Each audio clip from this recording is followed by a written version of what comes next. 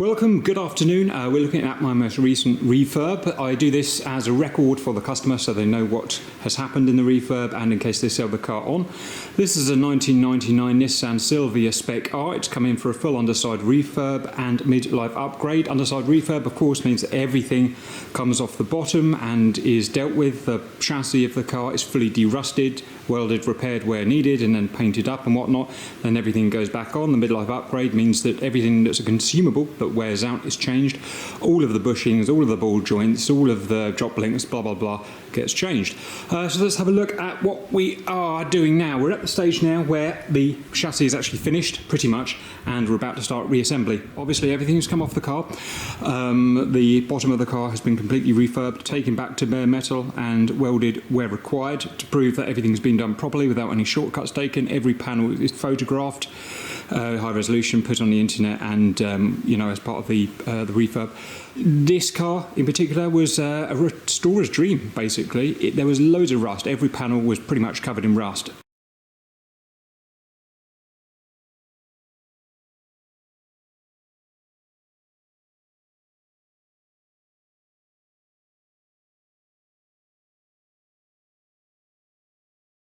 But only some of it was structural, so only a few welding batches were needed. Most of it was just needed taking back down to bare metal when there's plenty of metal left, which is great. So that was done. Then the next thing to do is to prime.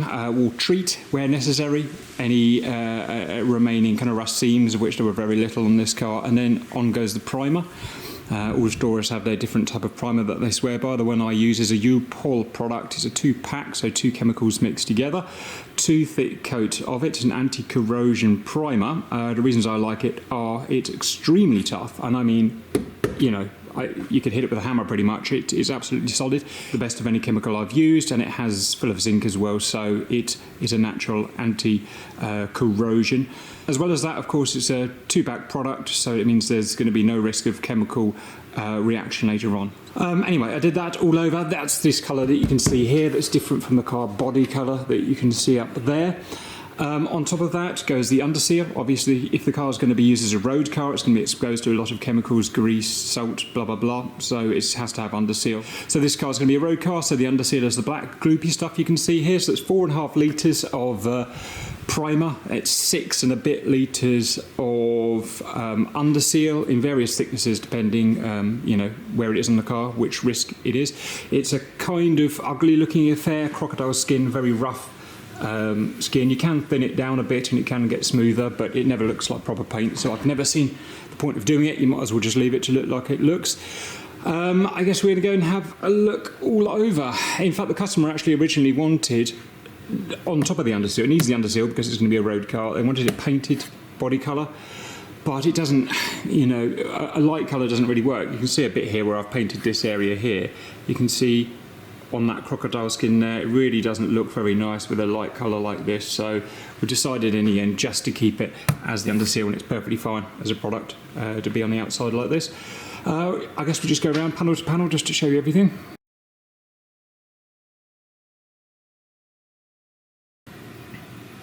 The white areas are areas obviously that have been masked mating surfaces. Obviously the underseal stays slightly squishy as part of how it works, and so you can't have it between metal surfaces, so this is where you just have the raw primer here where something's going to mate onto it. Wheel well.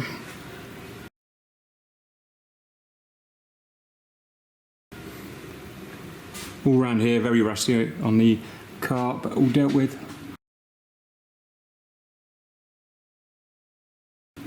Not sure what you can see there. This is a mating surface, obviously, same here.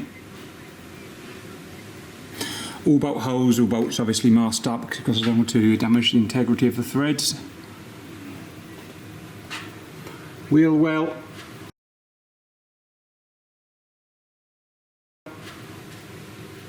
Very rusty, just as part of being a wheel well really, so taken back to bare metal. No welding required here, and the metal was all plenty thick, so no problems there. If the underseal looks all weird, that's just how it's meant to look. More mating surfaces there. The arch lips are a little bit difficult, so I've kind of hard to explain, but I've done them and sealed them all up properly. I'm not sure what you can see up there. With a slight colour mismatch coming down here, obviously. So that's, I'm going to sort that out later. That's my paint. That's the original car. That's all we can do, rusted down there. These areas, seals are always problematic on these cars, Skyline Silvias.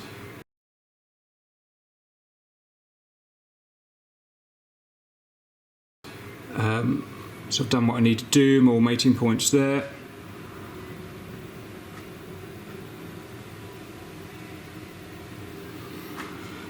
I've had to do a few welding patches. I'm not sure if you can see it around here. This all had to come out because it was just rotted. So that's all new metal, but you can't really see it underneath the underseal. It's all solid, obviously.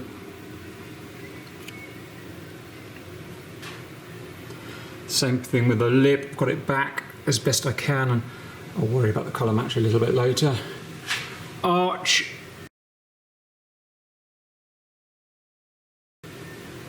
Pretty top notch now.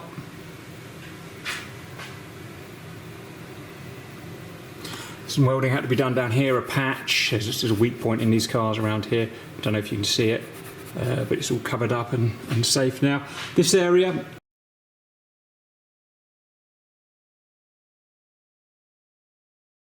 is just based, I've just left it as the primer because it's low risk. This is it's all sealed in by the fuel tank, so it doesn't need it's just no point of putting this. Coming down onto the car.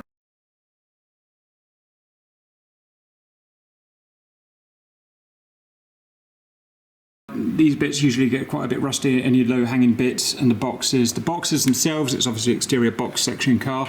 They rust inside, so what I'll be doing as the last port of call before assembly is treating the insides of them with an anti-corrosion wax to protect them for the inside, including the seals. We'll talk about the seals in a minute, I guess. Oops, I missed a bit there.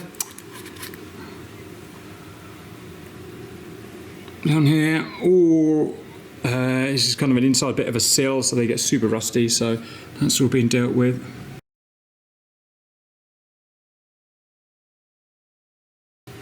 Quite rusty around here usually, it's all dealt with, and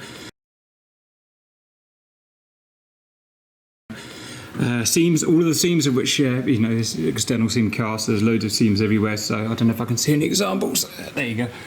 Up here the seams are exposed and there are weak point that absorb moisture on these cars, so I've on top of the primer and below the underseal on every seam I put a thick layer of polyurethane sealant just to keep that solid. It's, you know, it's a 20-year product, so.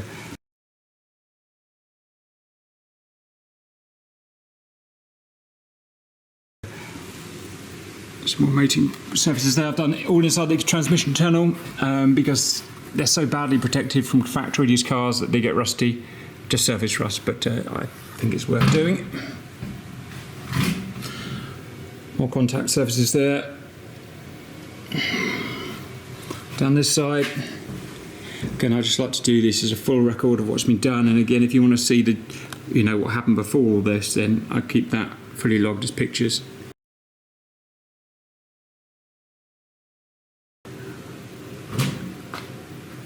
It's part of the job.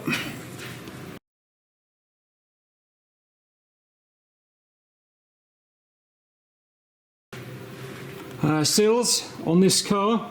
Maybe the other side will be better.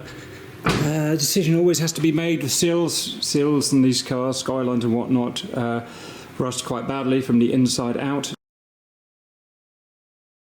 These were borderline, whether I had to replace them or not. If possible, I don't like to replace them because they're very difficult to replace, because obviously they're full of these points, especially one with a body kit like this. And if you get those points just slightly in the wrong place, it's an absolute nightmare. So I've decided to restore these, or, you know what I mean, not cut them out. I think they were just about on this side of the edge, so I think I've been okay. So everything's stripped down, everything treated where needed to be, primed, painted, I've lacquered as well, just to give it protection because we're going to get water running down here. I've made no attempt to colour match it because everything here is hidden, obviously, by the skirts and whatnot, so it doesn't really matter. It just needs to be strong and waterproof. Inside the seal as well, I've got an endoscope and treat from the inside out as well to give it its protection there. All the way to the front. As I said, it's all going to be covered up by bumpers anyway. It terminates there, it just goes onto my primer here and up, further up. Front wheel arches. No welding required, the steel's fairly thick. Always get problems up here with all Nissans due to their design, but so I've cleared it out fully, resealed it and then primed it and then undersealed it. So it's going to be plenty strong. I've done all the way up, I've done all the way up and including the chassis arms up here, so that's the primer there. You can paint on top of it, you can paint on top of it, all of it if you want, but there's no real need. Even that there is much more protection than the factory protection, of which there is almost none. That's 2 thick layers of zinc 2-pack primer. That's going to last a long time. You can see the polyurethane sealant I've used there that's exposed. I've done obviously the front cross member as well.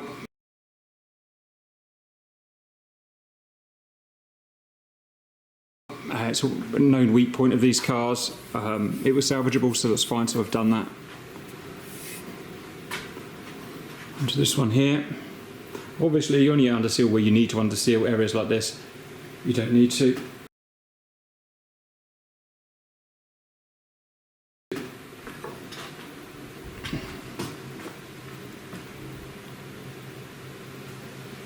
Just a big contact patch with the fenders here.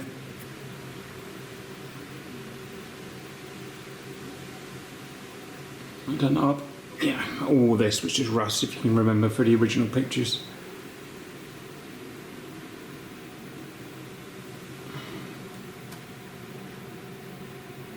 This is always a difficult area to reach, obviously, with the engine is, you just do the best you can. So this is going to remain primer, but as I said, it's more better protected than the original, what it was before, so I've got no concerns there. Eventually this car is going to have the engine out and the bay done, I believe, anyway, so obviously you've got to do up into the engine bay as well. So that's done here. I don't know what you can see there. Up as far as we need to get, so it's all protected. And I guess that's about it. Next job is going to be to mask up again, spray inside all of the box sections, of which there are lots, to get them fully protected, and then assembly can begin. Welcome back. Before we do the components, I've decided to do the cavity wax before I forget. So I've done all 8 box sections and the sills. So the giveaways, you can see the wax just coming through the little holes before it dries, and along the sills you can see it dripping down in the little holes that still need clearing. Right, so components. Let's see if I can remember what's what first. Shields. These were all rusty but serviceable. It's the fuel tank shield, which is actually silver as standard, but I decided to derust it, take it back to metal, prime it and paint it black. These are the exhaust shields, or the other exhaust shields at the rear. Same thing, but primed them, painted them silver, high temperature paint obviously. We've got some various structure bars here, there, and there. Just to keep the width structure in the car. They've been glass blasted back to bare metal and powder coated, satin black. Anti-roll bars, same thing, blasted back to metal, powder coated black. These guys here are the fuel tank straps, derusted back to bare metal, primed and just sprayed black. We've got these caster arm brackets at the front here. Again, a bit dirty now because they've been in the workshop for a month, but blasted back to bare metal, powder coated. These guys here are a bit more complex. There's always the option of, these are the hub assemblies, 4 hub assemblies obviously. There's the option of stripping them down into all their sub-components, which can be done, it's fine, and they can be powder coated, or they can be dealt with as an assembly, and I've dealt with these as an assembly. That's just, you know, how this was costed. But you know, I'm getting pretty good at dealing with these assemblies now, so I've got everywhere that can be got to derusted and hand painted, primed and painted metal paint. Got there in the end. Prop can't be blasted, so just manually stripped back to metal mechanically. Primed, loads of zinc primer, everything that I've painted, zinc primer, lots of, and black paint, polyurethane paint, because it's just the strongest I can find.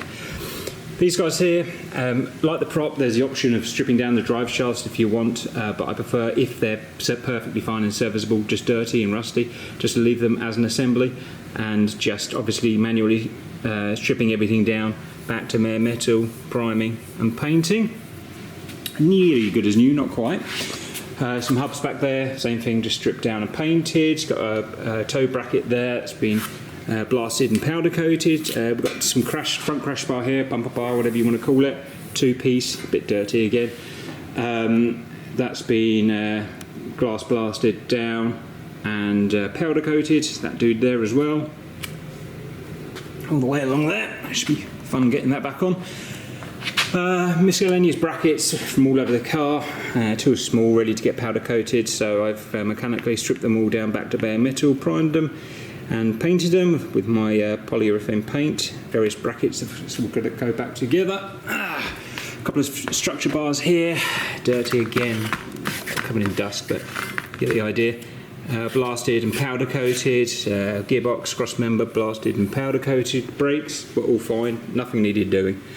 So I just cleaned them up obviously to make them look nice and new, and I've got a couple, I've just bought a pen of that colour, so I need to just touch up a couple of paint chips. Oops. A couple of bits of plastic I've just cleaned up and painted, obviously 30 years of grot come out of them. The various fixings, most of the fixings are perfectly serviceable, screws and bolts and odds and sods, so I just label them up and reuse them. Some need replacing obviously, judged on a bolt by bolt basis. Speaking of which, the ones that need replacing, various bolts you need to source from Japan and buy, various clips, some of them at huge expense, like $50 for one of the tiny little clips, ridiculous. Various stuff that just needs doing, because half of them were missing off the car, bits were hanging all over the place, so it has to be done to bring it back to new. That's what we want to do here, bring it back pretty much as it came off the factory. Well, to be honest, better, more protected than as it came off the factory. Where do we get to? Diff, obviously stripped down to metal, primed and painted, apart from that bit which is obviously aluminium, not much to say there. New bushes obviously. Next we've got the subframe or the suspension assemblies, whatever you want to call them, front subframe, track arms, caster arms, drop links. I've reassembled them obviously, they were taken down. That was blasted, powder coated, blasted, powder coated, blasted, powder coated. The customer just wanted these left as they are, aftermarket ones. New ball joints obviously, new bushings in here obviously, Super Pro, so more or less the best you can get. Rear subframe, same thing, blasted down, a bit dirty now, and powder coated, and treated inside I should say as well. The box sections have to be treated inside. Rear track arms the same, new ball joints, new Super Pro bushes everywhere throughout, same with that dude there, that traction arm, new bushes and liners there. Most of these bolts I could just reuse the old ones, they were serviceable. Aftermarket arms I've been told just to leave them, they're going to get replaced eventually anyway. New diff bushes there, done there. All assembled, not torqued, but ready to go on. What else have we got? Not dealt with this lot yet. A couple of trims, exhaust. There's nothing really to do, just polish it up a bit. Fuel lines, brake lines, all of that has been wrapped up and protected. Usually I need to make my own brake lines from scratch, from copper nickel, but these ones, mercifully, were actually in pretty good condition. Tiny touch-up, bit of a repaint, otherwise they're fine, not much rust. So I'm super happy about that. Same with the fuel lines, all fine. There's no point of changing it if it's fine. Brake discs, more or less brand new to be honest, so just leaving them as they are, not polishing them up to make them look nice, but that's it. Is there anything else I've forgotten? I don't think so. Let's go and get that lot on there. Welcome back. All done, or pretty much all done. The engine's been connected, fuel connected, exhaust connected, engine run and tested, hydraulics, brake pipes fitted, bled, checked, all the suspension stuff on, loaded, torqued and checked, and no problems, which is great. So, absolutely spiffingly, this one's gone. I'll have a quick look around. I don't have a great deal to talk about because I've got no real problems. Main panels are on, but the skirts and stuff that go around here are not on. So I'll do that afterwards. And a tiny bit of paint work. looking pretty much like it did when they came out of the factory. These I've been told not to refurb because they're going to be replaced anyway, the orange ones. So I've just left them as they are.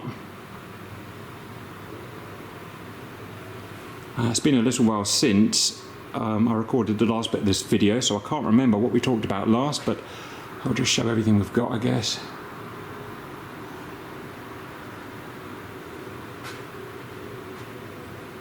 Again, this ugly bit, this all gets covered up by the skirts. So yeah. These are all the new bushes that are fitted throughout.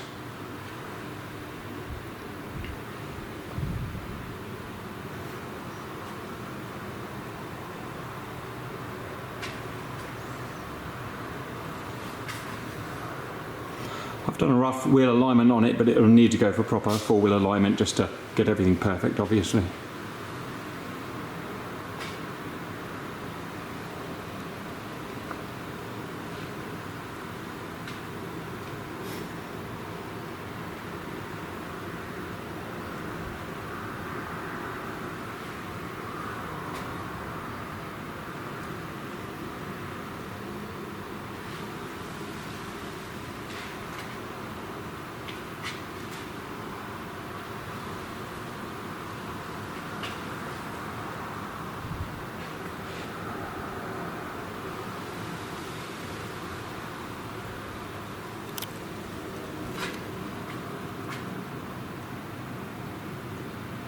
So I would say that is all looking better than when it came out of the factory, in terms of the parts that we've dealt with anyway.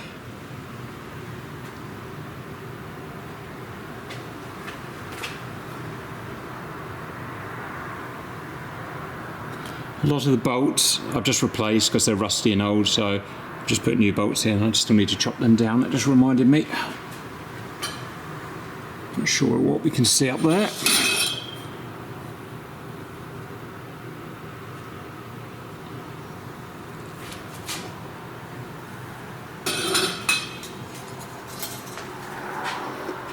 Splash guards and stuff were a mess when they came here. They were cracked, they were nasty, I didn't fit, they were held on by tie wraps.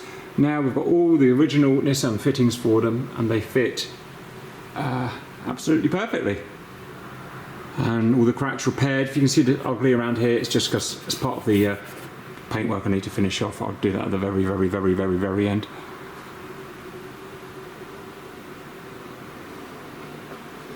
All the way to front cross member. This car doesn't have the engine tray for some reason. I've advised that the owner source one and I'll fit it.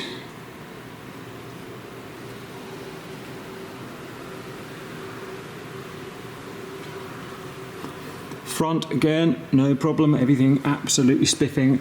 Mechanically, I do love these old Nissans. Bodywork that gets very rusty, but mechanically they're, to be honest, an absolute pleasure to work on. Very rarely get mechanical problems. Whoops, in terms of refurb. Again, splash guards back to standard, everything fitting perfectly.